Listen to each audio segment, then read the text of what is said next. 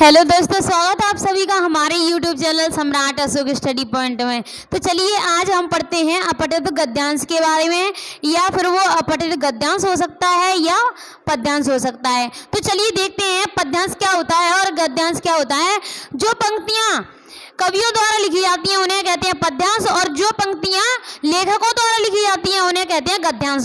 तो चलिए देखते हैं, यहाँ पर हमने एक रखा है अपठित गद्यांश, जिसको अच्छे तरीके से देखते हैं कि उसको कैसे बनाया जाता है। तो चलिए देखिए, हर परीक्षाओं में आता है 10th और 12th की में 100% पूछा ही जाता है। जैसे कि निम्नलिखित अपठित गद्यांश या पद्यांश को पढ़कर नीचे दिए हुए प्रश्नों के उत्तर लिखिए। तो देखिए इसको क्या करना है, सबसे पहले आपको क्या करना है, 2 या 3 बार इसको पढ़ना है। पहली बार तो अच्छी तरीके से पढ़ लिया, पढ़ने के बाद हमें पता चल जाएगा कि इसमें किस चीज़ की मेन बात की जा रही है, किस चीज़ की बात की जा रही है। तो वो क्या होगा, उसका टाइटल होगा। जैसे कि आपको पर्यावरण प्रदूषण के बारे में तुम पढ़ते जा रहे हो, तो उसका टाइटल क्या हो जाएगा, उसका शीर्षक क्या हो जाएगा, पर्यावरण प्रदूषण या फिर पर्यावरण की रक्षा करना, ऐसे करके उसका टाइटल हो जाएगा, उसका शीर्षक हो जाएगा। तो देखिए इसका शीर्षक कैसे निकालते हैं, इसमें लिखा हुआ है जैसे कि यहाँ से लगा करके हमको यहाँ तक पढ़ना है।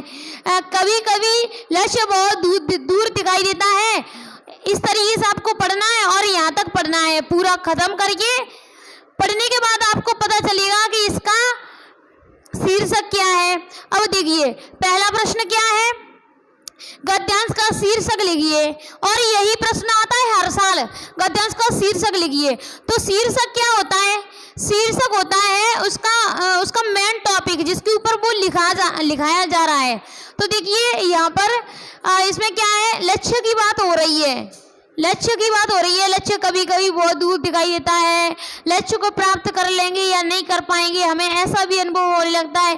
तो इस तरीके से यहाँ पर बहुत अधिक किसकी बात हो रही है, लक्ष्य की बात हो रही है। तो यहाँ पर इसका टाइटल क्या हो जाएगा, इसका शीर्षक लक्ष्य हो जाएगा।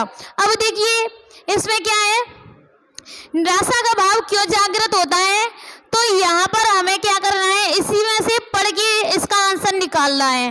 तो निराशा का भाव इसी में से छांटना है। देखो यहीं पर कहीं दिया हुआ, ये रहा, निराशा का भाव जागृत होता है। इसमें मन में निराशा का भाव जागृत हो जाता है, किससे हो जाता है। अब देखिए यहाँ से आएगा, ये कई बार संदेह होने लगता है कि इस लक्ष्य को प्राप्त कर लेंगे या नहीं कर पाएंगे, इसलिए मन में कई बार निराशा का भाव उत्पन्न होने लगता है। तो इसमें इसी में से प्रश्न छांट के लिख देना है। अब ये क्या है, मन में आशा का भाव क्यों बनाए रखना चाहिए।